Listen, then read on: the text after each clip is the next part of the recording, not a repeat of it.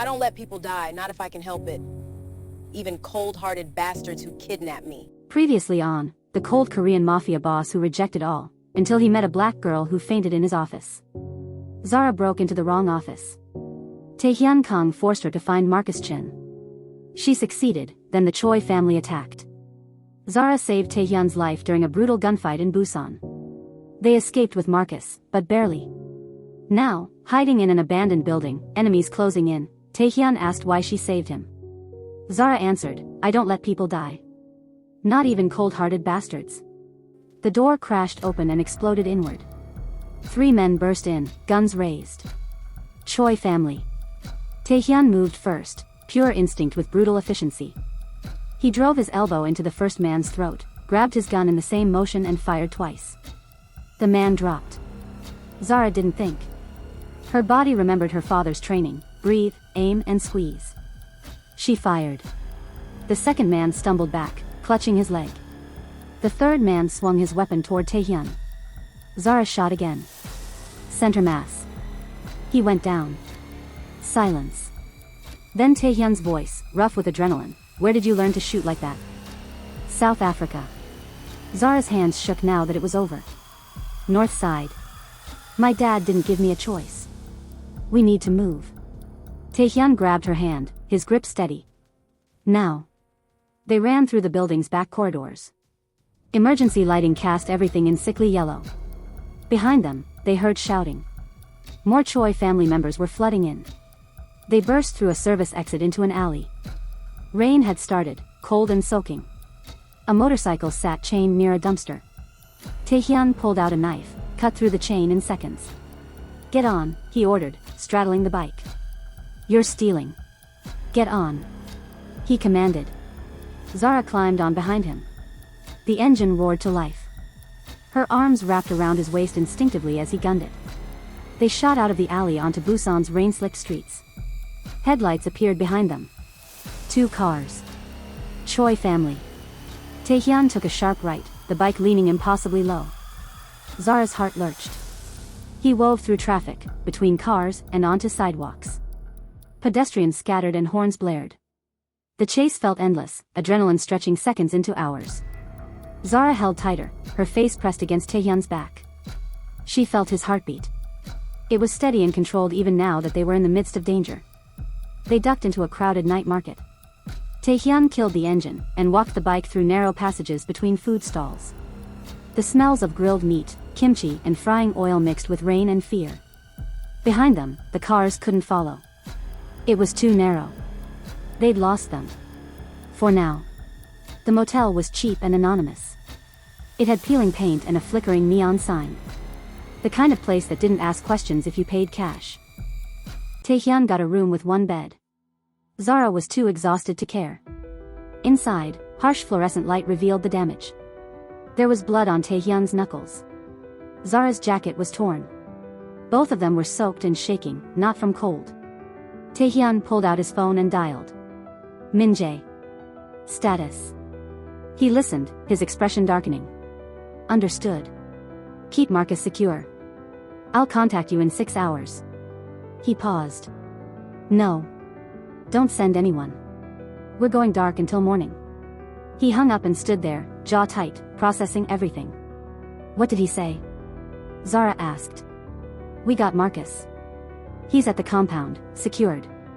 Tae-hyun turned to face her. "But the Choi family knows about you now. The black woman who fought beside me. They'll use you to get to me." "Meaning?" "Meaning you're a target. They think you're important to me." Zara's stomach dropped. "Are you? Am I important to you?" Tae-hyun's eyes met hers. For a long moment, he said nothing. "Then, you're an employee. That's all." But his voice lacked conviction.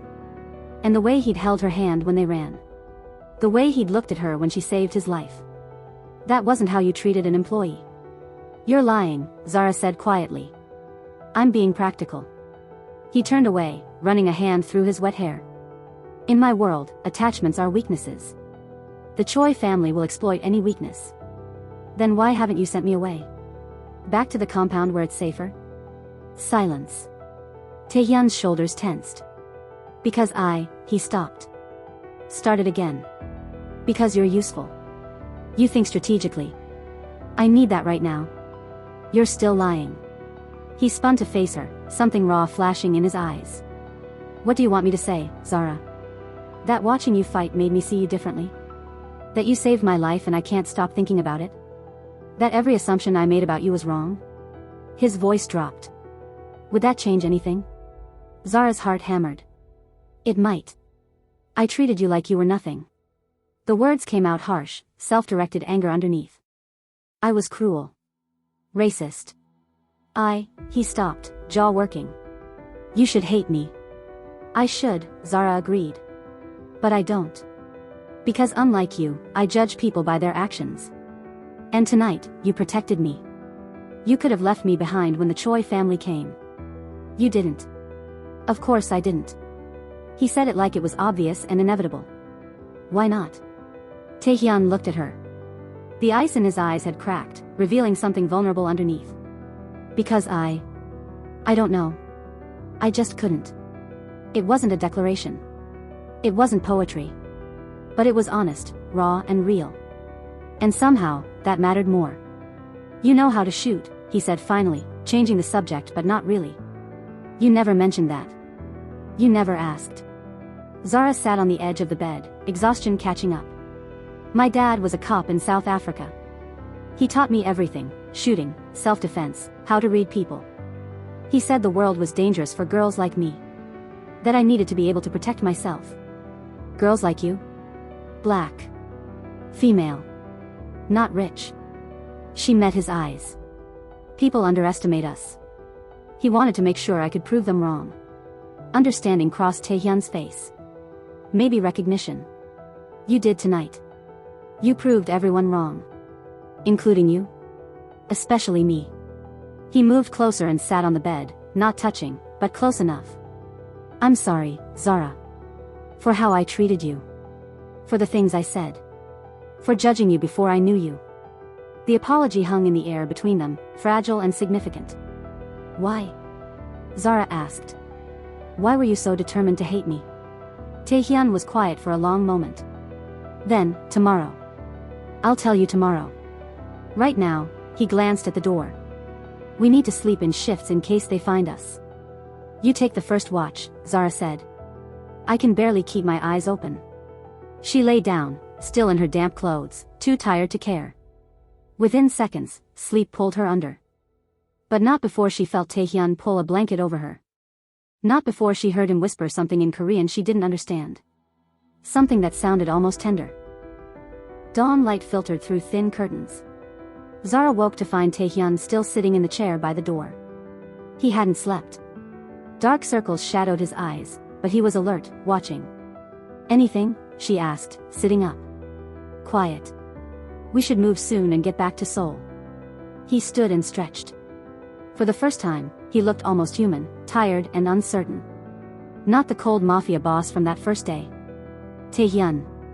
We'll stop for breakfast, he interrupted. Then head back. Min-jae has Marcus. We need to interrogate him to find out what he knows about the Choi family's plans. Always business. Always control. But Zara saw through it now, the walls he built to keep everyone at arm's length. They ate at a small restaurant. Rice porridge and side dishes. Tae-hyun ordered for both of them in Korean. The warmth of the food helped, but tension coiled between them.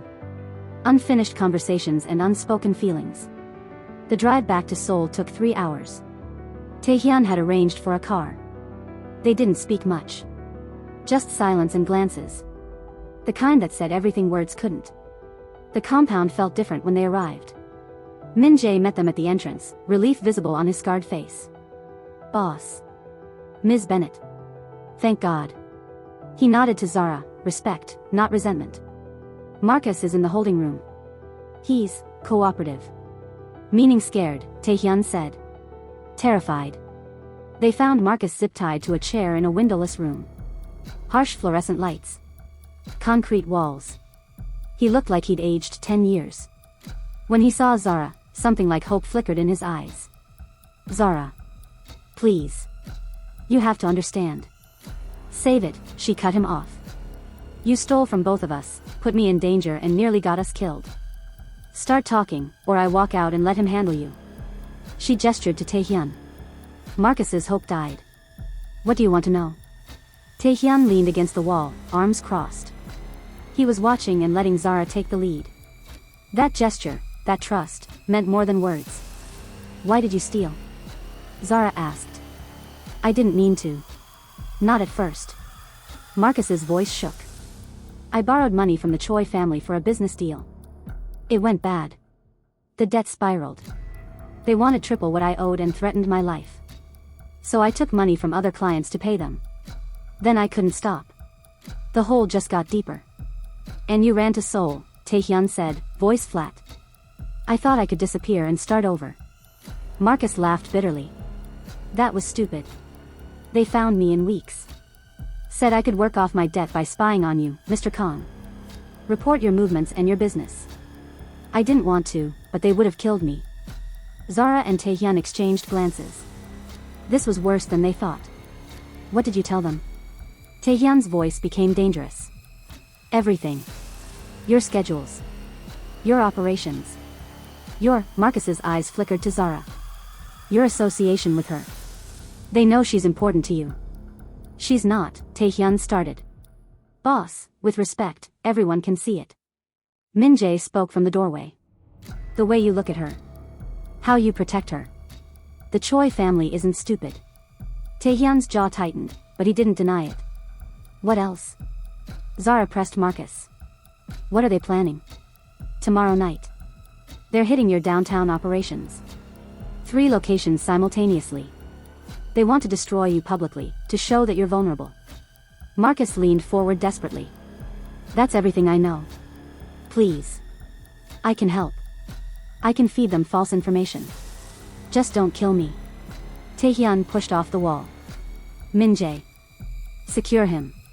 We'll decide his fate later. In the hallway, Tae-hyun stopped. Your room. 20 minutes. We need to plan. But when Zara arrived, it wasn't just Tae-hyun. Min-jae was there too. Maps spread across the desk. Photographs of locations. The Choi family expects us to defend all 3 locations, Min-jae said. Spread our forces thin. What if we didn't? Zara studied the maps, an idea forming. What if we fed them false information through Marcus? Make them think we're defending the wrong places. Then ambush them where they actually attack. Min-jae started to scoff, then stopped. That could work. It's risky, Tae-hyun said, but his eyes were on Zara, calculating and impressed. If they don't take the bait, we lose everything. They'll take it. Zara pointed to Marcus's statement. He's been reliable for them. They trust his information. We use that. She thinks like a strategist, Min-jae said, almost admiringly. She thinks like a survivor, Tae-hyun corrected softly. There's a difference. For the next hour, they planned. Zara contributed ideas, Min-jae offered tactical knowledge and Tae-hyun coordinated. Slowly, a plan took shape. It was dangerous, but possible. When Min-jae finally left, Zara and Tae-hyun were alone. You're really going to do this, she said. Trust my plan. I'm trusting you. He said it simply. Like it was the most natural thing in the world. You've earned it. Have I? Because 2 days ago, you wanted me gone. 2 days ago, I was an idiot. He moved closer. Zara, he stopped, struggling with words. Can we talk? Really talk? About why I was so cruel to you. She nodded. Yeah. I think we need to. Midnight found Zara restless. Sleep wouldn't come. Too much adrenaline. Too many questions. She wandered the compound's halls, eventually finding herself outside Tae-hyun's study. Warm light spilled from under the door. She knocked softly. Come in. He sat behind his desk, a glass of whiskey in hand. The amber liquid caught the lamplight. He looked up, surprised but not unwelcoming. Can't sleep either, he asked. Too much chaos. Zara closed the door behind her. Mind if I join you? Please. He poured a second glass and slid it across the desk. She sat. They drank in silence. It was not uncomfortable, just waited. With things unsaid. Finally, Tae-hyun spoke. I was 18 when my father was murdered. Zara went still, listening. He was a good man. Built his business from nothing. Believed in trust, in partnership, in seeing past differences. Tae-hyun's knuckles whitened around his glass. A black businessman approached him. He wanted to collaborate. Import-export deal. My father was excited. Thought it would open new markets. He took a long drink. The black man betrayed him. He stole everything. And when my father confronted him, his voice cracked slightly. He had him killed and made it look like a rival gang. But I found out the truth. Tae-hyun. Zara's chest tightened. I was young and angry. I swore I'd never trust outsiders again. I'd never believe in partnership or goodwill or any of the things that got my father killed. He looked at her, eyes raw. I built walls and pushed everyone away. Especially foreigners. Especially black people. Understanding crashed over Zara. So when I broke into your office, I saw another black person trying to infiltrate my world. Another threat. He set down his glass. I wanted to hate you. It was easier than admitting you were nothing like him. But I'm not him, Zara said softly. One man betrayed your father. I'm not that man. You can't punish me for his sins. I know that now. Tae-hyun stood, moved around the desk. Sat in the chair beside her instead of across. When you saved my life, when you fought beside me, I couldn't ignore it anymore. You're not a threat. You're... He struggled with the word. You're extraordinary. Zara's heart hammered. Don't say things you don't mean. I never say things I don't mean. His eyes met hers, intense and honest. You challenged everything I believed about black people. About trust. About... He swallowed. About what I deserved. What do you deserve? She whispered. Not you. The words came out broken. I've been cruel.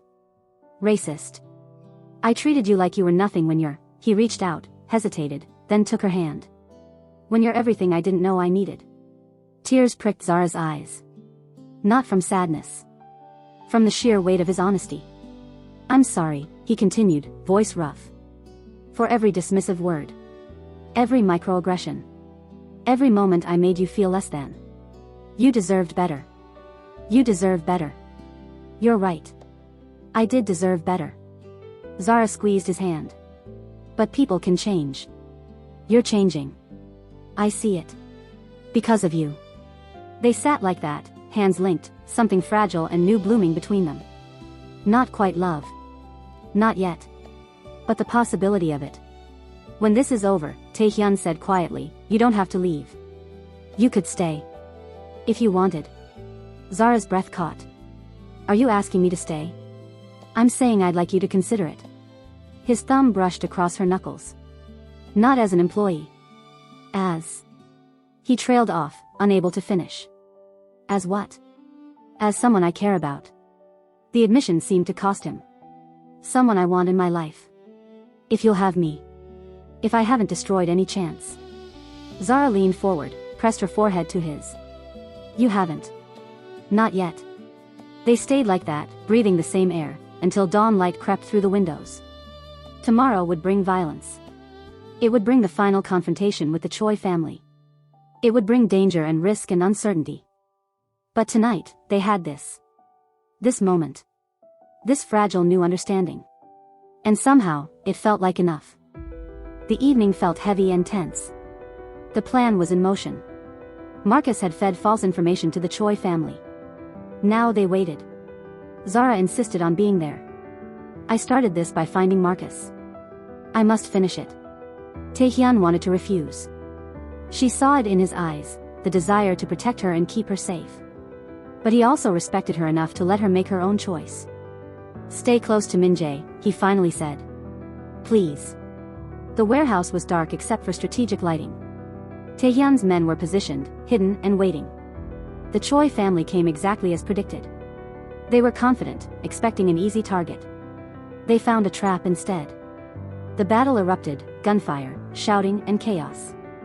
Zara stayed behind cover, gun ready. She'd never wanted to be in a gunfight again.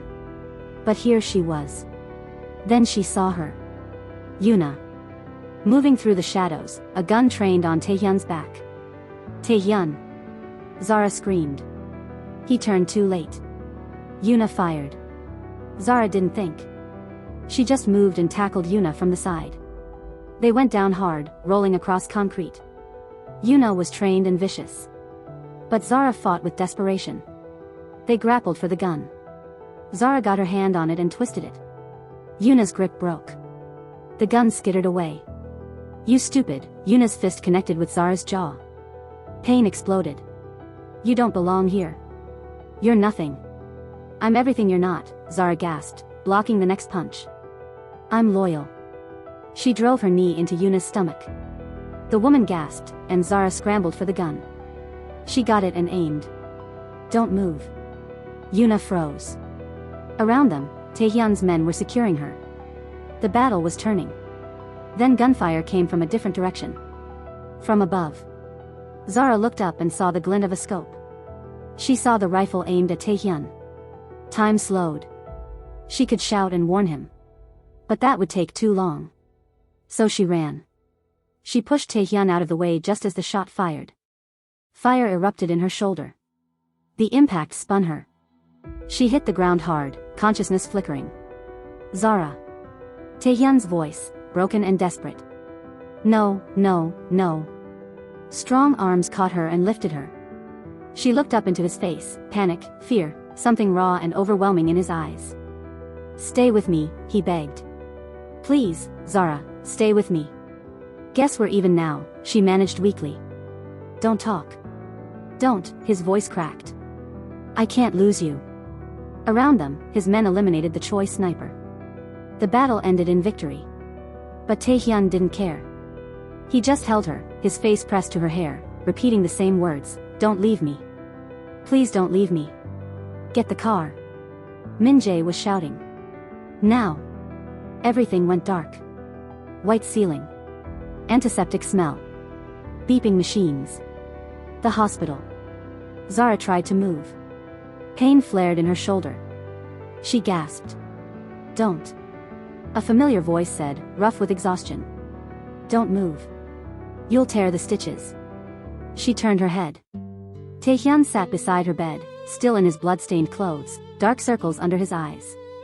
His hair was disheveled, but he was holding her hand like it was a lifeline. How long? She croaked. 3 days. His thumb brushed across her knuckles. You've been unconscious for 3 days. The bullet went through your shoulder. You went through surgery and recovery. He swallowed hard. I thought I'd lost you. You look terrible, Zara said. A broken laugh. I haven't left your side. Why? Because he stopped. Started again. His eyes met hers, and she saw everything there. No walls. No ice. Just raw, overwhelming emotion. Because I can't lose you, Zara. I can't. Tae-hyun. When I saw you take that bullet for me, I realized something. I've been lying to myself. The words tumbled out, desperate and honest. I told myself I hated you because you were black, because you challenged me, because you made me feel things I swore I'd never feel again. He brought her hand to his lips. Pressed a kiss to her knuckles. But the truth is, I was falling for you from the moment you refused to be afraid of me. Your strength. Your intelligence. Your refusal to break even when I tried to break you. You're extraordinary, Zara Bennett. Tears slipped down her cheeks. You're just saying that because I got shot. I'm saying it because it's true. Because watching you unconscious for 3 days made me realize that life without you isn't life at all. It's just existing. And I'm done just existing. He leaned closer, his forehead resting against hers. I know I don't deserve you. I know I've been cruel and prejudiced and terrible. But if you'll give me a chance, if you'll stay, I promise I'll spend every day proving I'm worthy of you. Tae-hyun. Zara cupped his face with her good hand. Shut up and kiss me. He did. Tender and passionate and full of promise. When they broke apart, both were crying. Stay, he whispered. Not as an employee. As my partner. In everything. Your organization will never accept me. Then I'll burn it down and build something new. With you. He meant it. She saw it in his eyes. I don't care what anyone thinks. I only care about you. That's a big change from the man who called me a liability. That man was an idiot, terrified of what you made him feel. He kissed her forehead. This man knows exactly what he wants.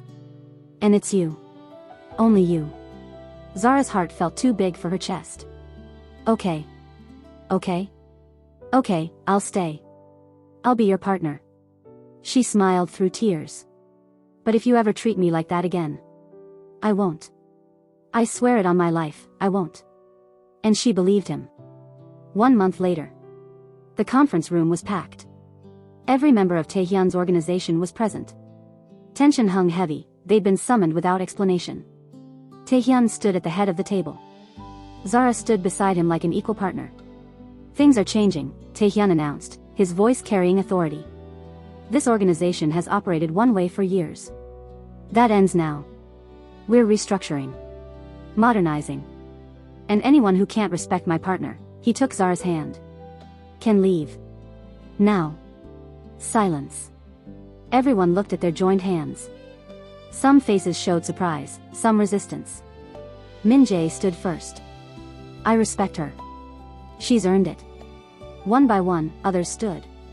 Not all, but most. Those who didn't, Tae-hyun's gaze was ice. Then you know where the door is. 3 men left.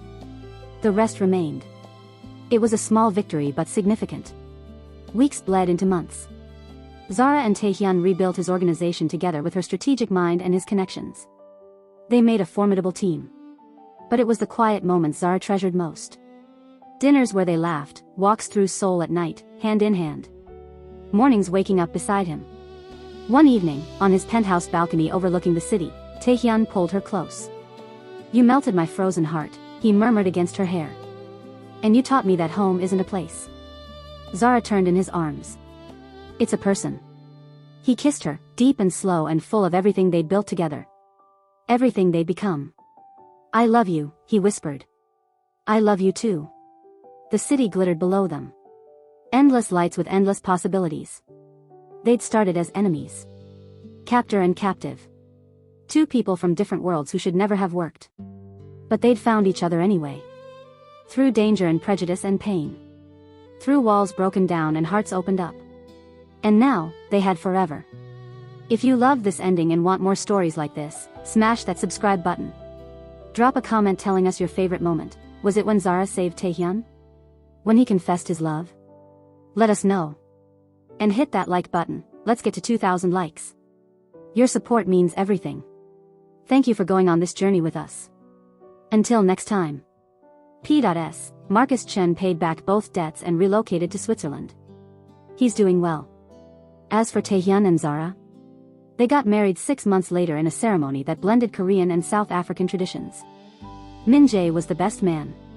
They're still running the organization together. Still driving each other crazy.